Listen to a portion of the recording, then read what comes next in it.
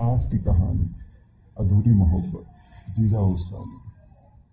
Scene 1। शादी का मंडप। मंदिर की घंटियां बज रही थी। घर सज धज कर तैयार था। राघव दूल्हा बनकर बैठा था।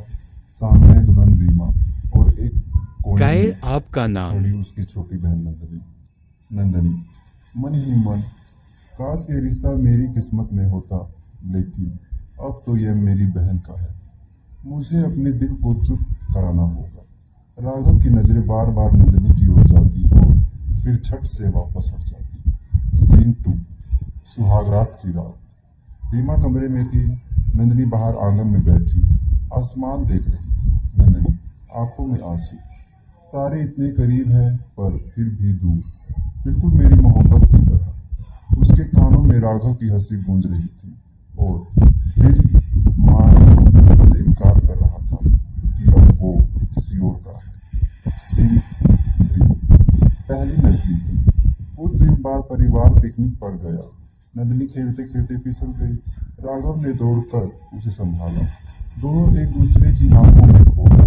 राघव धीरे से, अगर मैं देर से आता तो तुम चोट खा जाती। नंदनी मुस्कुराते हुए, आप तो हमेशा समय पर आ ही जाते हो, चाहे मेरे दिल की धड़कन संभालना हो या आंसू।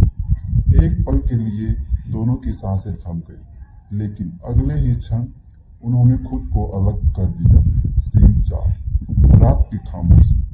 नंदनी अपने कमरे में बैठी थी। राघव बाहर बरामदे में। दोनों के बीच दीवार थी, लेकिन एहसास वही था। नंदनी, मैं नहीं मन, मैं चाहकर भी इस रिश्ते दुनिया के सामने कबूल नहीं कर सकती।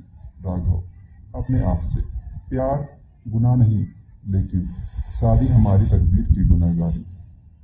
सीन 5। बीमारी का साया। एक दिन रीमा अचानक बेहोश हो गई। डॉक्टर ने बताया कि उसकी बीमारी गंभीर है। रीमा कमजोर आवाज में राघव से, अगर मुझे कुछ हो गया तो नंदनी का ख्याल रखना, वो बहुत मासूम है। राघव के दिल पर जैसे किसी ने चोट कर दी। नंदनी बाहर खड़ी सब सुन रही थी। उसके दिल में उम्मीद की एक चिंगारी जली। क्या किस्मत हमें कभी एक कर देगी। सीन 6। इमोशनल टकराव। रात में नंदनी और राघव पहली बार अकेले सामने आए। नंदनी की आंखें भर गईं। नंदनी, जीजा जी, मैं जानती हूँ ये गलत है, लेकिन मैं अपने दिल को कैसे संभालूं। आपसे प्यार हो गया है। राघव कांपती आवाज में, नंदनी, मैं तुम्हें चाहता हूँ, लेकिन तुम्हारी बहन मेरी पत्नी है।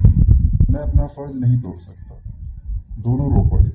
उस पल दोनों को लगा कि मोहब्बत कभी कभी सबसे बड़ी सजा होती है। सीन 7। सस्पेंस का मोड़। रीमा का इलाज काम करने लगा और वो धीरे धीरे ठीक हो गई।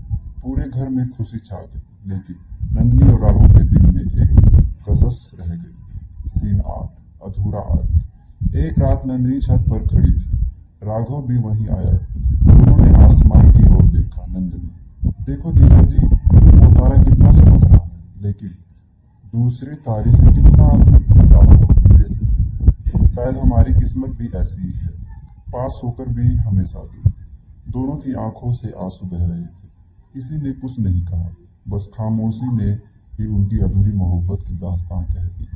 निष्कर्ष, राघव और नंदनी का प्यार हमेशा अधूरा रहा।